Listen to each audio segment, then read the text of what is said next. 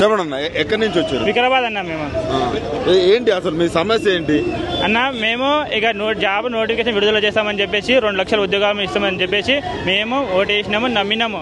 నమ్మిన తర్వాత ఇక్కడికి వచ్చినాక ఎవరైనా సరే మనకు ప్రభుత్వం నమ్మకం ఇచ్చినప్పుడు ఎవరైనా సరే దాన్ని నమ్ముతారు. మార్పు కావాలి, కాంగ్రెస్ రావాలని ఓట్లు వేసినాం. వికారాబాద్ అంటే మీ దగ్గర ముఖ్యమంత్రి కదా? నాది కొడంగల్ కాన్స్టిట్యున్సీ. కొడంగల్ కాన్స్టిట్యున్సీ. మా ఇంట్లో వాళ్ళందరూ ఓటేసిన వాళ్ళము. ఈ రోజు మిమ్మల్ని నమ్మి ఓటేసినాం. ముఖ్యంగా ఏంది, మా ఇంట్లో నేను మా తమ్ముడు వాళ్ళందరూ ఉంటాము. అయ్యా మా కొరకు మా మనల్ని ఓటేసినాం. మా కొరకు, ఎందుకంటే పిల్లలకు ఉద్యోగాలు వస్తాయని చెప్పి 1,50,000 2 లక్షల ఉద్యోగాలు ఆల్రెడీ ఇచ్చిండట. నీకు ఉద్యోగం రాలేదా? 7 లక్షలు ఇచ్చారు. అదే మీరు ఇయ్యలేరు. అవును, ఇగో 1 లక్ష ఉద్యోగాలు 2 లక్షల ఉద్యోగాలు ఇచ్చిన చెప్తున్నారు మీరు. అవును, నిరుద్యోగులు 5 లక్షల మంది ఉన్నాం.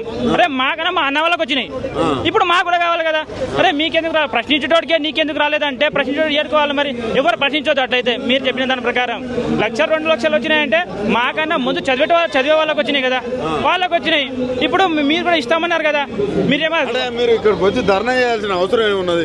అక్కడ పోయి రేవంత్ రెడ్డినో మీ స్థానిక ఎమ్మెల్యేలో మంత్రులను కలవచ్చు కదా. అదే ధర్నా ఎవరు పట్టించుకుంటారు చెప్పు? అసలు ఎవరు పట్టించుకోవట్లేదు. ఇక్కడికి వచ్చి ధర్నా చేస్తేనే పట్టించుకోవట్లేదు. అక్కడికి వెళ్ళి పట్టించుకుంటే ఎవరు పట్టించుకుంటారు చెప్పనా? ఎవరిని అడుగుమంటారు? అక్కడికి వెళ్ళి కాన్స్టిట్యూన్సీలోకి వెళ్ళి ఎవరిని అడగాలి? స్థానిక ఎమ్మెల్యే అయితే ఏం చెప్పాలి చెప్పు? సరే, మీ విద్యార్థులు ఏదైతే మీ నిరుద్యోగులు ఈ 18 నెలల పాలన చూసారు, కాంగ్రెస్ పరిపాలన ఎట్లా ఉంది? మళ్ళా అధికారంలో వద్దు నాయనా, వద్దు. ఈ కాంగ్రెస్ పరిపాలన వద్దు, ఏమొద్దు. ఇప్పటి నుంచి ఇంకోసారి ఈ కాంగ్రెస్ కు ఓటు వేస్తే మా చెబుతా మేమే కొట్టుకుంటాం. ఎందుకట్లా? వద్దనా, వద్దు. ఆ తర్వాత మా బతికేదో మేము బతుకుతున్నాం ఇక. కానీ మళ్ళీ మీ నియోజకవర్గం సీఎంఏ కదా, మరి ఘోరంగా మాట్లాడుతున్నావు, వద్దు అంటున్నావు. అంత బాధ ఏమైంది నీకు? అరే అన్న, ఇగో వీడికి వచ్చి హాస్టల్ ఫీజులు, మా ఖర్చులు, మా బట్టలు, మేము ఏం చేయాలి? మా ఏజ్ అయిపోతుంది. మా ఇంట్లో వాళ్ళ ఇంట్లో పరిస్థితి బాగాలేదునా? మా అమ్మకు మా నాన్నకు అసలు చేత కావట్లేదు వర్క్ చేయడానికి. అసలు ఏం చేయాలి తల్లి? మేము పని చేసుకోవాలన్నా, నువ్వు జాబ్ చేసుకుంటావా లేదా అని చెప్పేసి ఇంటికి పోయి నా సంవత్సరం అయిందనా. ఇంకే బాధ ఎవరికి చెప్పాలి చెప్పు? సంవత్సరం అవుతుంది. ఏం చేయాలి చెప్పు? ఎవరికి చెప్పాలి? ఇంటికి పోతే మా చిన్నోళ్ళందరికీ, నాకన్నా చిన్నోళ్ళందరూ ఇక వాళ్ళు ప్రిపేర్ కాలేరు, ఏదో ఒక పని చేసుకొని బతుకుతారు. నేను ఉద్యోగాలు మీద నోటిఫికేషన్ల మీద నమ్ముకొని ఉన్నా. ఇప్పుడు ఏం చేయమంటారు మమ్మల్ని? నువ్వేమో అరే నోటిఫికేషన్లు వేస్తాము, మమ్మల్ని నమ్మండి అని చెప్పినావు. ఇప్పుడు ఏమో నోటిఫికేషన్లు ఏం లేవు. స్థానిక సంస్థల ఎన్నికలు కూడా వస్తున్నాయి. ఎన్నికల కాంగ్రెస్ పార్టీ గెలిచే అవకాశం ఉందా? అస్సలు లేదు. మీరు మాత్రం మీరు కొడంగల్ వాసి లేదు, గెలవదు. ఈ విధంగా ప్రవర్తిస్తే గెలవదు. ప్రభుత్వాన్ని కూడా కొద్దిగా మార్చుకోవాలి. ప్రభుత్వ ప్రవర్తన కూడా మార్చుకోవాలి.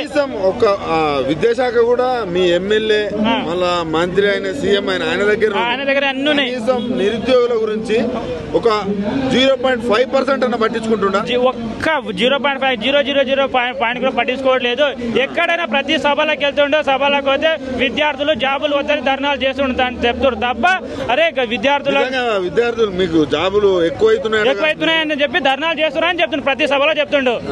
అసలు ఇలాంటి అబద్ధపు మాటలు ఎందుకు చెప్తాడో ఏమో అసలు నాకు అర్థం కాదు. అదే నువ్వు ఒక రాష్ట్రానికే హెడ్ ముఖ్యమంత్రివి, మీరే అబద్ధపు మాటలు మాట్లాడితే మేమేం చేయాలి చెప్పండి? అట్లా మాట్లాడితే ఎట్లా చూడాలి? అసలు మీకు ఉద్యోగాలే వద్దన్నట్టు మాట్లాడుతున్నాడు. అసలు ధర్నాలు కూడా చేసేది వాళ్ళు ఉద్యోగాలు వద్దనే అని చెప్తూ ఉన్నాడు. ఏం లేదు, మిమ్మల్ని దించడమే మా పని పెట్టుకుంటాం. ఇప్పుడు ఇట్లా చూడడం కాదు, అసలు ఆ స్థానంలో మిమ్మల్ని చూడొద్దు అంతే. ఇక అక్కడ నుంచి దించడమే పెద్ద పని పెట్టుకోవాలి తప్ప అక్కడ నుంచి చూడొద్దు ఇక. ఓకే.